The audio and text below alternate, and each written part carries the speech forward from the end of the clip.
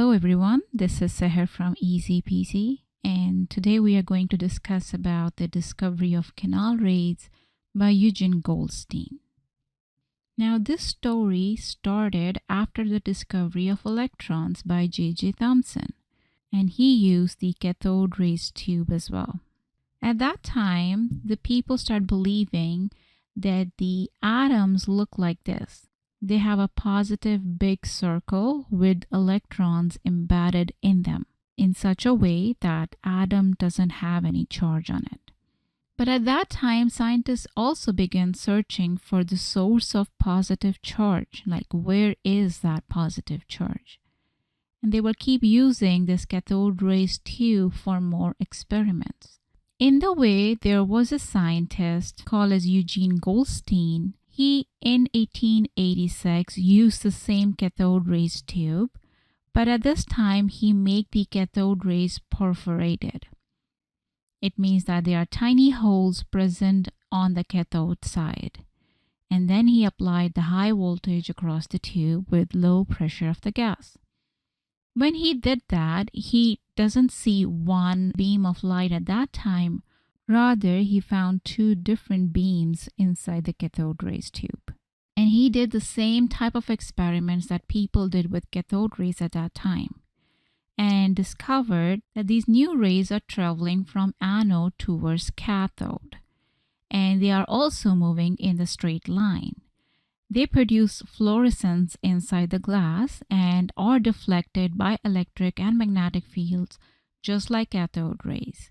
And then Goldstein named them canals. That means canal rays because they pass through those canals or holes present inside the cathode.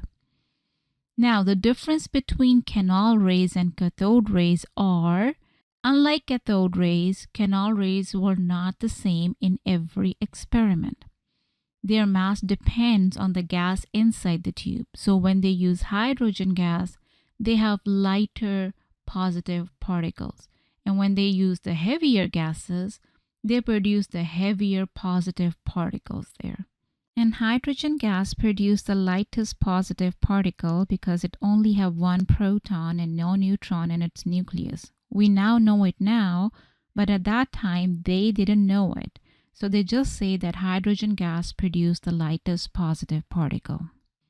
And this was the first strong evidence that atoms contain positive particles. Now let's practice some easy peasy questions. Canal rays are observed in discharge tube when positive ions move towards the cathode and pass through the holes in it. Which observation best distinguishes canal rays from cathode rays? The mass of canal ray particles depend on the gas used inside the tube. In a discharge tube containing hydrogen gas, the particles in canal rays correspond to hydrogen nuclei.